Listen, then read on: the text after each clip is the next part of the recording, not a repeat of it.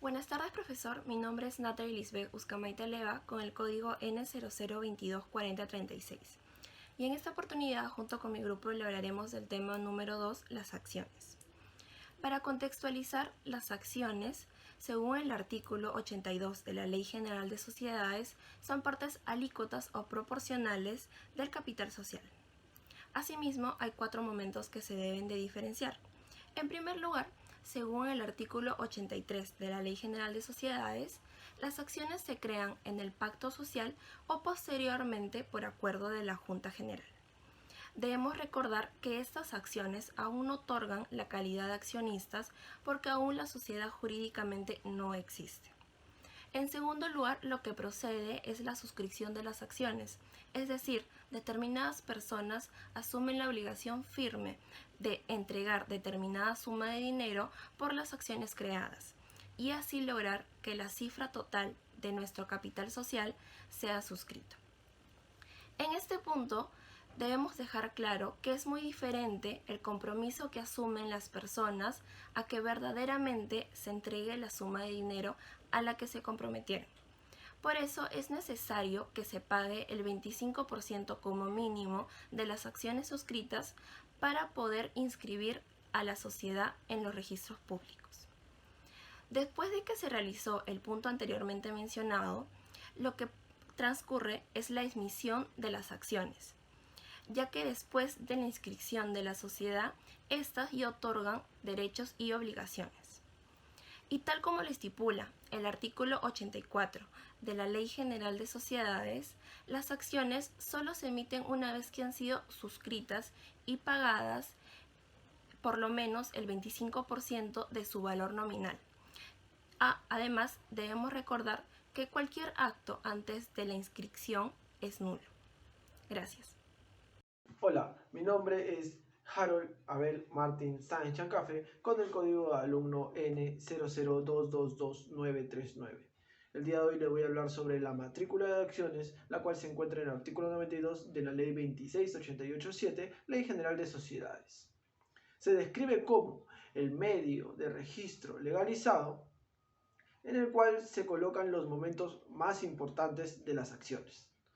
Colocamos, por ejemplo, el nombre del propietario, el cual considera la sociedad, la fecha de creación de esta acción, establecida en el artículo 83, la suscripción, las transferencias, la emisión, ya sean certificados provisionales o definitivos, según lo establecido en el artículo 84, y las limitaciones de las transferencias, los canjes, los desdoblamientos de acciones, o los acuerdos entre accionistas o con terceros, o todo derecho inherente de estas acciones. Esto se anota en un libro abierto especialmente con este fin o en hojas sueltas. Ambos tienen que ser legalizadas por notario. Otro medio eficaz es el registro electrónico, ya que es muy rápido. Si queremos usar un registro de anotaciones en cuentas, tiene que ser legislado bajo la Ley de Mercado de Valores, a cargo de una liquidadora de acciones. Saludos, público en general. Mi nombre es José Ernesto Benítez Nostroza, estudiante de la carrera de Derecho de la Universidad UPN, con la sede de Breña, con el código N00221483. Y hoy les hablaré sobre los derechos que derivan de las acciones y la representación de las acciones. Comencemos. Derechos que derivan de las acciones. Hay que tener en claro una cosa. Existen dos tipos de acciones: acciones con derecho a voto y acciones sin derecho a voto. En este caso, los derechos que atribuyen en común estos dos tipos de acciones son a participar en la repartición de utilidades, a participar en el patrimonio neto resultante de la liquidación, y a poder separarse de la sociedad según lo establezca la ley y el estatuto de la sociedad, concordante con los artículos 95 y 96 de la Ley General de Sociedades. Dicho esto, existen diferencias entre los derechos que atribuyen estos dos tipos de acciones. Por un lado, las acciones con derecho a voto confieren a sus titulares derechos, además de los ya mencionados, tales como intervenir y votar en las juntas generales y especiales, fiscalizar la gestión de los negocios sociales según las formas establecidas por la ley y el estatuto de la sociedad. Además, le otorga preferencias a su titular y la suscripción de acciones en caso aumente el capital social, en la colocación de acciones y la suscripción de obligaciones u otros títulos convertibles o con derechos a ser convertidos en acciones, según las formas establecidas por la ley, concordante con el artículo 95 de la Ley General de Sociedades. Por otro lado, las acciones sin derecho a voto confieren derechos tales como ser informado por lo menos semestralmente de las actividades y gestión de la sociedad y impugnar los acuerdos que lesionen sus derechos. Por consiguiente, quiero señalar que estos son los derechos mínimos que tienen los accionistas, derechos que no pueden ser derogados. Dicho de otra manera, el estatuto de la sociedad puede conferir más derechos a los accionistas, pero lo mencionado anteriormente no se pueden contravenir.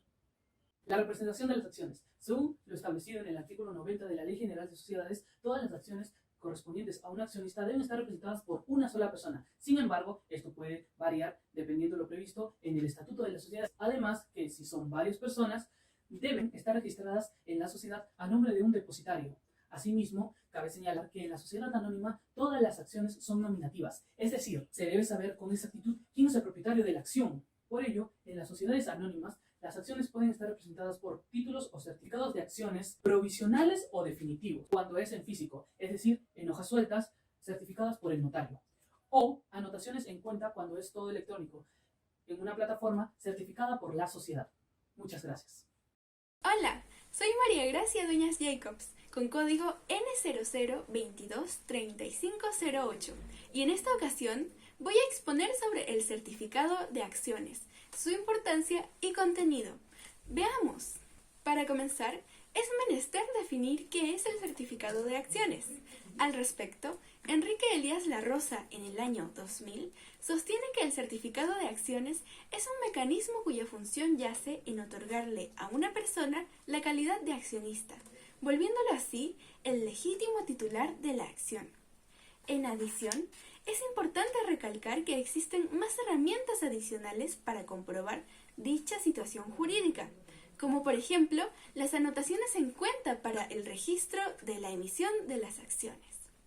Dicho de otro modo, el certificado de acciones equivaldría a un medio probatorio de la titularidad y representación de la acción para un accionista.